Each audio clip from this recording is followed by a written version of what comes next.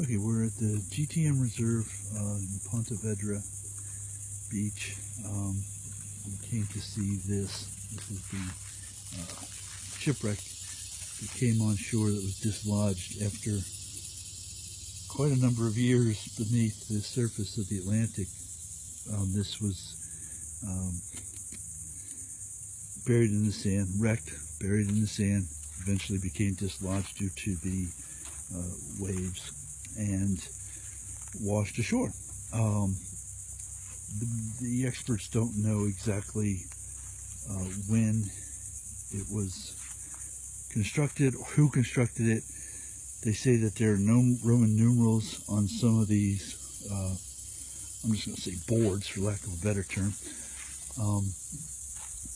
but that doesn't indicate who built it. Everybody used Roman numerals back in the day. The educated way of communication. What we can see so far that's really cool is they've laid out, there's at least 4 levels here that we see, and I think that's really neat. I mean, obviously I'm not a shipbuilder, although I do have a working knowledge of, you know, handyman level type construction. I mean, I know how to fix a lot of different things, know how a lot of different things work, but not an expert in anything. But you can see, obviously, they've laid out these long planks. They would have been side by side. There would have been however many of them going all the way across. Then they laid out these, what I'm going to call ribs, which are these things right here, which are really neat. They're curved, so that would have given the ship its curved aspect, and all those planks would have been nailed. I'm going to say nailed because they used wooden dowels. They didn't use nails or screws or anything like that. But they would have been attached to that part of it. Then, as far as we can see right here, there's 2 more of even wider planks that would have been laid the same direction as the originals. And we don't know beyond that how many more there were or would have been. This was all that's left. They moved this here. Thank God for these people. They took it off the beach, moved it here, so that we could examine it. We could see it. Gosh, it's just, I don't know, man. It's just incredible. It's staggering. We know nothing about the people, where it came from, the lives that were lived on this ship. We assume it was a cargo ship because that's what most of them were. There's several really neat aspects. There's a lot of these, with this, they're saying it's brass. It's obviously metallic. I forget the term they use, but it looks to me like they must have laid this thing down and then poured this brass all over it, almost like a sheeting almost. And again, I don't know. I mean, we'll find out later, I guess. But here's some areas right here where during the move or during its journey from the bottom of the ocean on to the shore, it came off, because you can see that's where it was. So maybe they poured it down in there as a sealant or something, and then tapped the dowels in after that, or I don't know. Might have just poured the whole thing with melted brass. I don't know. What I do know is you can see a lot of these.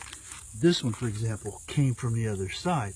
This one, for example, you can tell because it's all feathered out. That's the part that was beat on.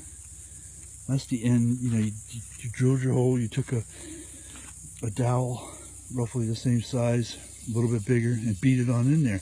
And of course, as water got in there, that would have expanded and created a tighter seal, even because wood expands when it's wet.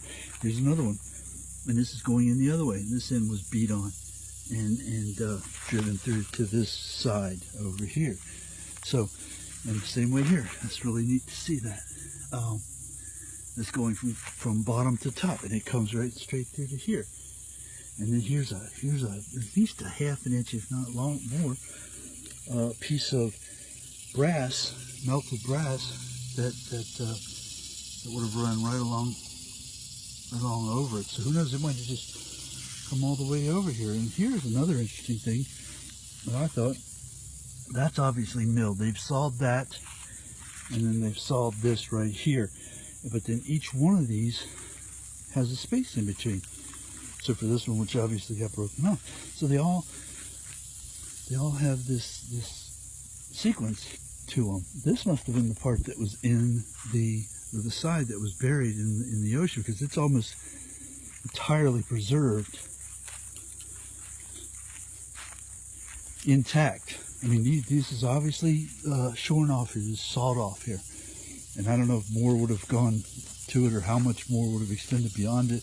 Obviously, they would have had to make the sides of the ship, and that would have been something, but I don't know. And maybe that brass was part of the weight they used for the keel to hold it all down. Again, I don't know.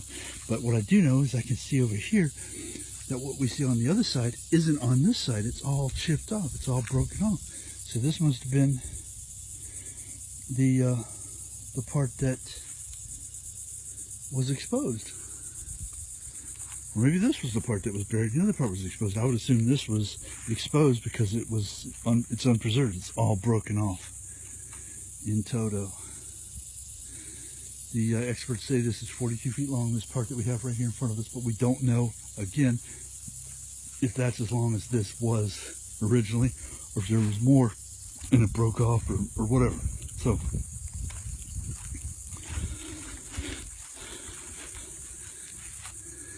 we can see, obviously, that was supposed to extend out further. There's a couple other pieces in here that were to have. That one obviously stops, and this one continues going out.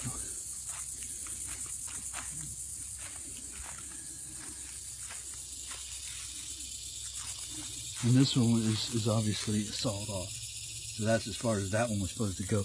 There's nail holes in it. Those are old school, almost like railroad spike nails.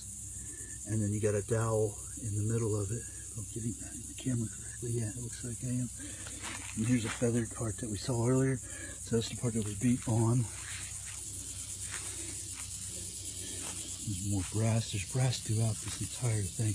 And then there's areas of discoloration that you can see where the brass had been and was either, fairly recently taken off within relative time. I mean, the rest would be colored the same if it had been taken off during the original wreck, or some years after. So this might have all come off during the wreck, during the removal from the bottom of the ocean onto the beach. I mean, I'm sure that was a traumatic thing to have this all be thrown up there. I mean, how much of this would have been lost due to that, the violence of that act itself, just removing this from the bottom of the ocean, all the waves and everything, whipping it all off into the beach, and then depositing on the beach and rolling back out. So it would have been quite a violent act. A lot of stress on all this, on all these pieces of wood. And this is all that I'm seeing now. This is all brass. I mean, they say it's brass. I don't have the first clue. Metal. It's a metal, obviously, and obviously they melted it.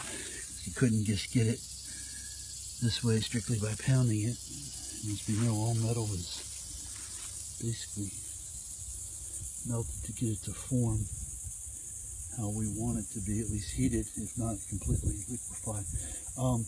So this is the cool area in here too. This would have been plank on top of plank, and who knows how many more planks there would have been on top of these.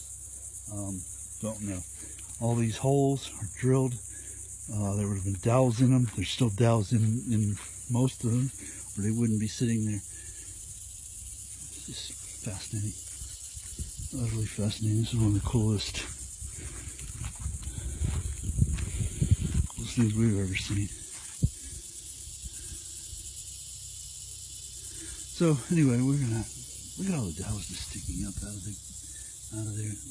The wood that would have been broken away from that.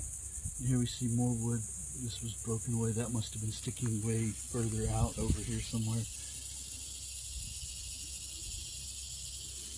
Incredible, just incredible.